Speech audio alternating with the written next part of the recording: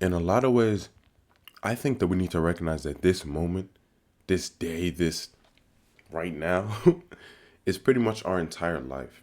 I think a lot of times we posit a lot of our living experience, a lot of our life into the future, into the past, when things can only really be experienced in the present moment, when we can only truly be experienced in the present moment. And in recognizing that the present moment is all that is, I think it's sort of a good thing to look at it as sort of your entire life almost, as if there's nothing else to experience but what is in front of you, but what is here, but what is for you in this moment.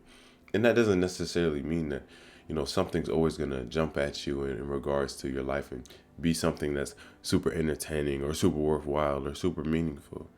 But to say that the meaning in your life is carried by you, it's carried by your relative effort and your relative allowance of perspective and your I guess ability to curate that perspective into something positive or into something that truly allows you to be who you are, so you can actually live the life that you've been given, so you can actually live in the moment. If we can recognize that the moment isn't something that is just something that happens day to day, it's something that is ever present, something that always exists, something that is the way it is, in the sense that the moment is an eternal thing, then we have to recognize that if our life only takes place in the moment, then everything in the moment is our whole life. And we should be giving our attention to that, giving our effort to that, giving our overall appreciation for life to that. And I think in doing that, it sort of gives us a better opportunity to look at our feelings for what they are and try to alter our perspective or try to feed ourselves the necessary things in order to shift our perspective for the moment. I made a video saying like it's about how you feel now, and I think this sort of coincides with that idea. Like there is nothing else that's going to bring positivity into your life other than the present moment. It's like you either do it now or you do it at some later time, or you try to wait for the external world to show you some reason to be happy when you can base your happiness off of your own internal foundations. And when we allow our, I guess, emotions to be put on the back burner, or our happiness or our peace to be put on the back burner when we can actually create it ourselves, I think we're unconsciously creating some sort of relationship to the world around us in a sense of dependence, in a sense of saying to the world, oh, I need you to survive, without recognizing that we survive pretty well on our own. And when I say survival, I don't necessarily mean food, water, and shelter. Of course, the world provides certain things like that. But in terms of the survival of ourselves, in terms of the survival of the non-physical idea of who we are and how that manifests into our actions, I think a lot of times we fight for its survival by taking away from the self when we really think we're adding to it. Like enforcing a lot of ideas of separation and comparison with other people and other things, thinking that you're better than something, thinking that you're worse than something, to try to establish some value relative to that something when that value is something you prescribe to it or something you allow society to prescribe and you've accepted yourself. I think either way, in treating this moment as if it is your whole life, you sort of dispel your need to do that. Because then it sort of seems like a waste of time. It seems like if this moment is my whole life, if this is all I get to experience, then I'm going to experience happiness while I'm doing it. Just being appreciative of being in the moment, period. And not pretty much anything else, not attaching a bunch of other things to it to make it more difficult for me to appreciate that simple thing. I think sometimes the most complex things are the most simple. And it's just like, I don't know. It's sort of a weird relationship. We think we have to overthink a lot of things in order to exist in a certain amount of peace. We think that we have to think our way through all our problems in order for them to no longer be problems, when I think a lot of them are just projections of our own mind. Things that we experience in our internal world that we project into the external world because we don't actually give them enough attention um, to heal, to give back to, and recognizing your own choice between positive and negative, and acknowledging that this is sort of your only opportunity to live your life where you are. I think a lot of us will find that there's no point in overzealous amounts of negativity when it comes to the self. I think that one of the only ways to get better is by filling yourself with some type of positivity and love. You can't hate anything into getting better, or not at least in a way that's beneficial to that something or you. And when we treat ourselves with a certain amount of hate, self-loathing, or self-deprecation through, I don't know, our perspective of ourselves and the world around us, we're constantly enforcing certain relationships that cause us to interact with the world in ways that are befitting of that negativity, in ways that are befitting of the ideas that don't necessarily contain us or allow us to be ourselves. And I think that the main importance is sort of to let go in a sense. Let go of your need for overzealous, overcomplication of the world around you. Um, I feel like life is really lived in its own simplicity. It's like by not trying to analyze it or connotate it, or I wouldn't even say not trying to understand it, because I feel like the easiest way to understand the world around you, the easiest way to understand yourself is by listening. It's through awareness, not thought, that I think consciousness truly prevails. And I think a lot of us want to be like conscious minded individuals. We want to be mindful, and I think mindfulness isn't about thought, it's about your discernment, your ability to not give in to certain thoughts, and being mindful with yourself so your mind can stay peaceful. So your mind cannot be occupied with a bunch of stuff all at once. So be occupied with the moment. Allowing yourself to be no longer occupied, allowing yourself to be free. It's almost like by committing ourselves to ourselves, we're able to let ourselves go. By committing yourself to, I guess, being still in terms of your consistency with yourself, you give yourself a chance to move. I feel like there's a many paradoxes in I don't know, clever anecdotes that sort of allude to the same idea that we already have what we need. We already are sufficient enough for ourselves. And we should be giving ourselves a certain amount of positivity and drive through that internal appreciation. Like recognizing that, you have no idea what's left in store for you. This could be just a taste of the good that you experience. And in acknowledging that, it's like being loving enough with yourself to not anticipate it and expect it, or not assume that it's going to just fall into your lap right where you are. It's about recognizing that it's already where you are, in your ability to appreciate what you currently have, in your ability to appreciate everything that's sort of here, and just being alive and not having to fight for certain things. I mean, we might have to fight for one thing, but we might not have to fight for another.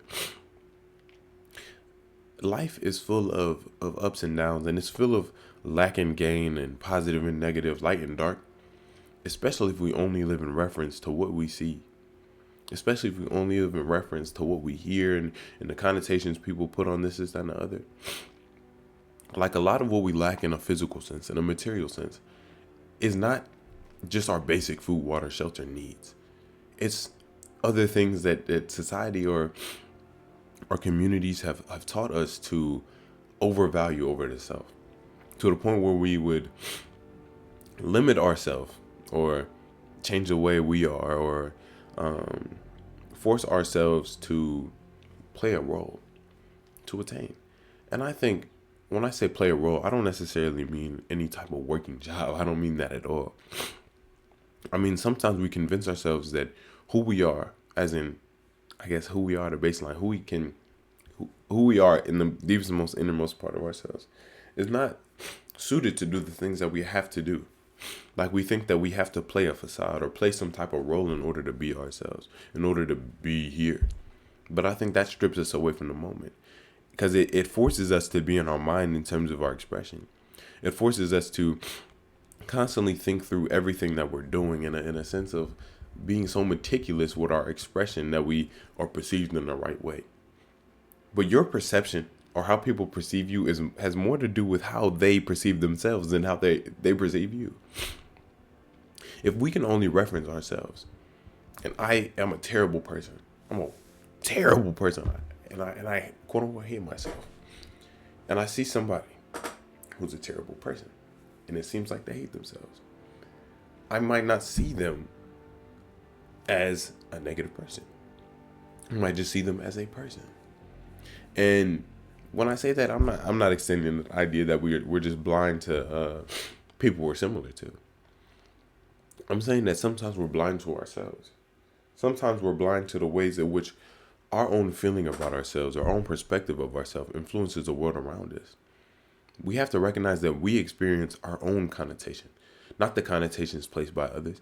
And with things that I think our language is charged with a lot of connotation. And I think we are supposed to, quote unquote, dislike and like certain things. And I think society does tell us to do certain things like that. And I think it's about learning to accept and reject certain things depending on whether or not they're actually a benefit to you. And not necessarily in a delusional way, but in an honest way. Like, is it benefiting me to do this while trying to achieve what I'm trying to achieve?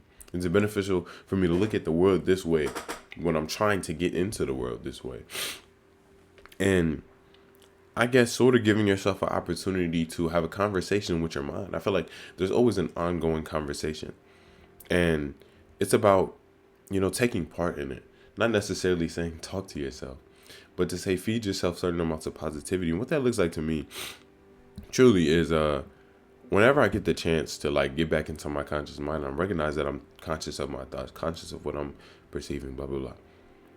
I'll try to embrace a certain amount of positivity for being in the moment, a certain amount of positivity for being alive. Like I genuinely just, at first it was just like trying to smile, like smiling and then like smiling internally, paying attention to how you're feeling inside when you smile or when you're happy. And recognizing that feeling can be brought about by sort of thinking or visualizing that happiness in a way. And I guess using that to your advantage to posit happiness into your life, and if we're living in this one moment, and if our life is encapsulated in it, then to appreciate your entire life, all you have to do is appreciate where you are. All you have to do is appreciate the moment because everything is here. I think a lot of us don't realize we're the sum total of our actions. Every experience, every encounter, every decision, every blah, blah, blah, led up to here. And we're carrying it. Not necessarily in terms of carrying it in terms of like trauma, in terms of mental baggage, in terms of stuff like that. We might. But more so in terms of we've always been in the moment. Things have might have changed in the external sense, but we've always been in the same moment. And it's important to acknowledge that and appreciate it for what it is. Looking back at my past, who I used to be, and appreciating the parts of myself that lasted. Parts of myself that made it through the ringer, parts of myself that are most close to my most genuine self. And having a subtle appreciation for who I am and letting that be expressed at times. I feel like we need to learn how to return to our childhood, not in the sense of being a child, but in the sense of appreciating the world and having a certain amount of curiosity and not dampening our experience via our own familiarity with certain concepts. We see people all the time, sure. We see ourselves all the time. That doesn't mean we don't appreciate what we see. Doesn't mean that if our moment looks the same day to day that we don't appreciate it. I think sometimes one of the only ways to change your certain circumstances is by changing your perspective at first. And then I think in changing that perspective, we subtly guide ourselves to what we actually want, to things that lead to that thing. If we shift our perspective to positivity, it's not like we're going to constantly go into negative situations because we might think to ourselves, is that going to be positive? Or I don't think that's going to be positive. Maybe it's even just a subtle feeling that we feel within ourselves, our intuition. We always go towards what we are tuned to, or we always attract what we are. It's always a double-edged sword in a relationship that we have. If you fill yourself with positivity, tell yourself you love yourself, do affirmations, do this, meditate, actually take care of yourself. Then you're going to do things that align with that self-care. More often do you do things that align with your ego or things that don't really benefit you. I think if we actually learn to treat ourselves like a friend, then we won't do the things that take us away from ourselves, truly. I think we'll give ourselves a better opportunity to be ourselves. And that might take discipline. That might take rewriting some of your old habits that negatively impact you. But that doesn't mean that they aren't important. Just because it's difficult doesn't mean it's not achievable. Just because it's difficult doesn't mean you shouldn't do it. And I think sometimes the positing of difficulty, the positing of negative connotations around change make it difficult. Because why is it hard to change? Because we're attached to a previous idea of ourselves. Because we're attached to the past. And if we want to live now, if we want to live our life in the moment, then it's not like we're really attached to anything. You're free to be exactly who you are, exactly how you allow yourself to be expressed, as long as you allow yourself to be expressed. All in all, if you made it this far in the video, thank you very much. I do appreciate each and every one of you. A lot more on the way. Like I told you, we're on a bend. I made this video a minute ago, I think, relative to when I posted. All in all, thank you. Keep me on, keep me again. Make sure you're taking care of yourself. Make sure you're doing what you can, what you have. Love you all. And I hope you love yourself.